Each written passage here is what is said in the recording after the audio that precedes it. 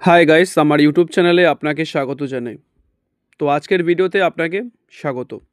আজকের এই ভিডিওর মাধ্যমে কিছু নতুন বলবো, কিছু নতুন শিখব। আজকের ভিডিও টপিকটি থাকবে ফ্লাইট 401 ইনসিডেন্ট। অন্য বিমানের চালকদের দেখা দিতেন দুর্ঘটনায় মৃত পাইলট, সাবধানও করতেন। এখনও জট কাটেনি ফ্লাইট 401 রহস্যের।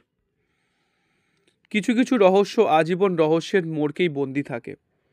হাজার চেষ্টা করেও সেই রহস্য উন্মোচন করতে পারেন না কেউই। তেমনই এক রহস্য ইস্টার্ন এয়ারলাইন্সের ফ্লাইট 401-এর দুর্ঘটনা এবং সে সংক্রান্ত ভুতুড়ে কাহিনী। ইস্টার্ন এয়ারলাইন্স ফ্লাইট 401 ছিল আমেরিকার নিউ ইয়র্কে কুয়েন্সে জন এফ কেনেডি আন্তর্জাতিক বিমানবন্দর থেকে ফ্লোরিডার মিয়ামি আন্তর্জাতিক বিমানবন্দরে যাওয়ার একটি মাত্র উড়ান। 1972 সালে 29শে ডিসেম্বর মধ্যরাতের কিছু আগে 163 জন যাত্রী নিয়ে যাত্রা শুরু করে লকহিড এল 1011 এক ট্রানজিস্টার বিমানটি।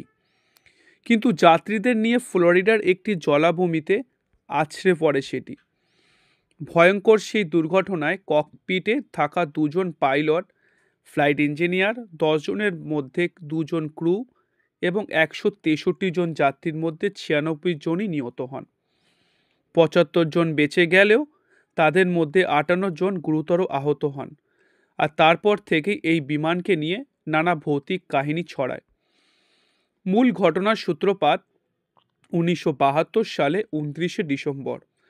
বছরের শেষে নিউ ইয়র্কের জন এফ কেনেডি বিমানবন্দর থেকে যাত্রা শুরু করে ইস্টার্ন এয়ারলাইন্সের বিমান ফ্লাইট 401, গন্তব্য মিয়ামি আন্তর্জাতিক বিমানবন্দর। এই বিমানের চালকরা যথেষ্ট অভিজ্ঞ ছিলেন। ক্যাপ্টেন রবার্ট অ্যালভিন লফটের 32 বছরের কর্মজীবনে মোট উড়ানের অভিজ্ঞতা ছিল 29,700 ঘন্টার। বিমানটি সহ পাইলট তথা ফার্স্ট অফিসার ছিলেন অ্যালবার্ট জন এবং ফ্লাইট ইঞ্জিনিয়ার তথা সেকেন্ড অফিসার ছিলেন ডোনাল্ড লুইস। লুইসের অভিজ্ঞতাও কম ছিল না। তার মোট উড়ানের অভিজ্ঞতা ছিল 15,700 ঘন্টার। সহ পাইলট জনি সেই তুলনায় অনভিজ্ঞ ছিলেন। তার কর্মজীবনে মোট উড়ানের অভিজ্ঞতা ছিল 5,800 ঘন্টার।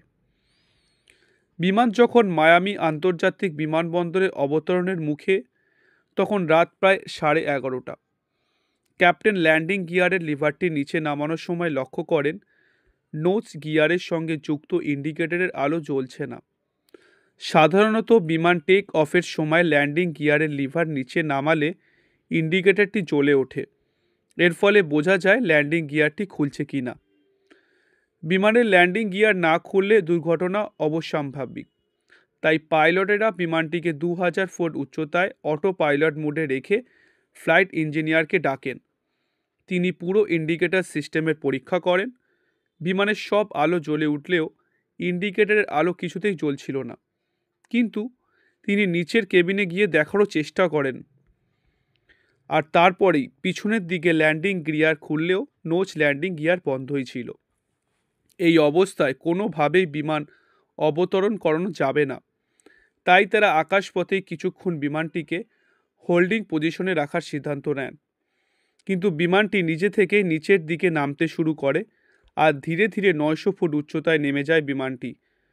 পাইলট সেই মুহূর্তেই বিমানটিকে 180 ডিগ্রি ঘোরাতে উদ্যোগী হলে বিমানের ফার্স্ট অফিসার খেয়াল করেন বিমানটি আর আগের উচ্চতায় নেই।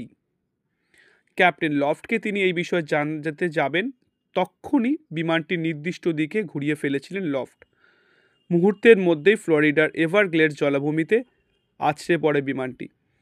বিমানের পাইলট সহ 2 জন ক্রু সদস্য, 2 জন বিমান কর্মী এবং 96 জন যাত্রীর ঘটনাস্থলেই মৃত্যু হয়। 75 জনকে জীবিত অবস্থায় ফিরিয়ে নিয়ে আসা যায়। ফ্লাইট 401 বিমান দুর্ঘটনার তদন্ত করেছিল আমেরিকা। সেই তদন্তের শেষ রিপোর্টে বলা হয় পাইলটের ত্রুটির কারণেই দুর্ঘটনা ঘটেছিল। রিপোর্টে উল্লেখ করা হয় উড়ানের শেষ 4 মিনিট বিমানের যন্ত্রগুলি ঠিক করে পর্যবেক্ষণ করা হয়নি। দুর্ঘটনা আটকাতে অপ্রত্যাশিত অবতরণ শনাক্ত করতে পারা যায়নি। সেগুলি বিমানের ক্রুদের ব্যর্থতা। ল্যান্ডিং গিয়ারের অবস্থান নির্দেশক সিস্টেমের ত্রুটির কারণে যন্ত্রগুলি থেকে ক্রুদের মনোযোগ বিচ্যুত হয় এবং দুর্ঘটনা ঘটে। সেই সময় এ নিয়ে প্রচুর হইচই হয়েছিল, কিন্তু কালের নিয়মেই ধীরে ধীরে সেই দুর্ঘটনার কথা মানুষের স্মৃতি থেকে মুছে যেতে থাকে। কিন্তু এরপরেই ফ্লাইট 401কে নিয়ে শুরু হয় ভৌতিক গুঞ্জন। দুর্ঘটনার পর ইস্টার্ন এয়ারলাইন্সের তরফে ফ্লাইট 401 বিমানের ধ্বংসাবশেষ উদ্ধার করা হয়। সেই অংশগুলি তখনও অক্ষত ছিল, তা সামান্য মেরামত করে ওই সংস্থার অন্য বিমানে ব্যবহার করা হয়। বেশিরভাগ যন্ত্রপাতি লাগানো হয়েছিল N318E বিমানে।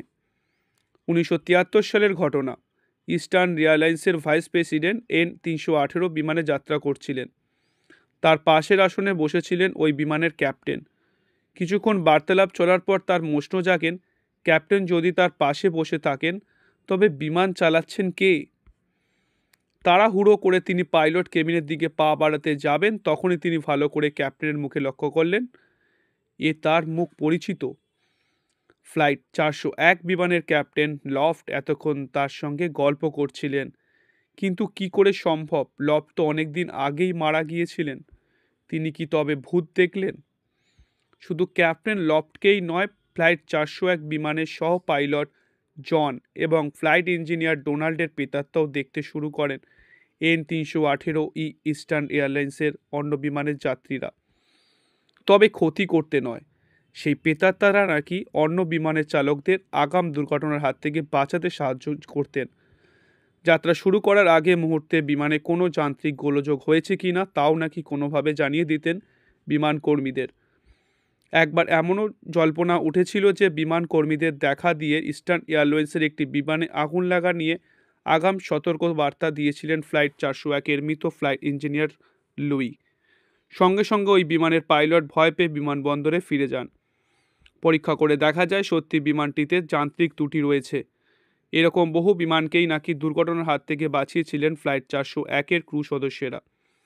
বিমান কর্মীরা সত্যি সত্যি ভূত দেখছেন নাকি ওইসব গুজব, তা জানতে বিমান সংস্থার উচ্চপদ কর্মীরা তদন্ত শুরু করেন। কিন্তু এই নিয়ে তর্ক বিতর্ক চলে প্রচুর। 1991 সালে ইস্টার্ন এয়ারলাইন্স বন্ধ হয়ে যায়। তারপর থেকে আর কোনো ভুতুড়ে কাণ্ড ঘটেনি।